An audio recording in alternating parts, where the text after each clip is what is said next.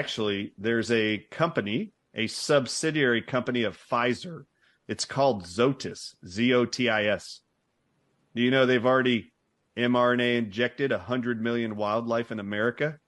I guarantee you they're doing it to pets too. It's only mRNA technology, funded completely by Mark ZUCKERBERG and his wife's foundation.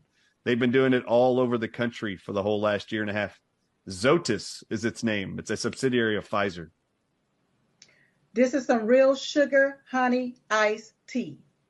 You ain't lying. You know what's interesting? When I learned about ZOETIS and this sugar, honey, iced tea, because that's what it was to me. You know who would know? Do you know who were the only people that knew that the wildlife, deer, for example, elk, for example, were actually being mRNA injected for COVID?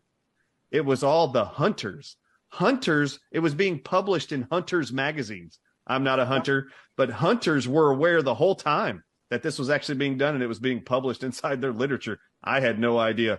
But when I discovered it, I was like, what? Why is no one talking about this? When I discovered it on Staten Island, Zuckerberg and his wife funded a research study. They went out and gathered up 100 white-tailed deer and then PCR tested them all for COVID and then injected them all with the mRNA vaccines from Pfizer with this company called ZOETIS, and then went and did 100 million animals. 100 million doses have been administered at that point all throughout the country, and no one knew it, and no one's talked about it. What's it going to be like when a hunter goes out and gets the deer and then brings home the venison they think's organic and wild?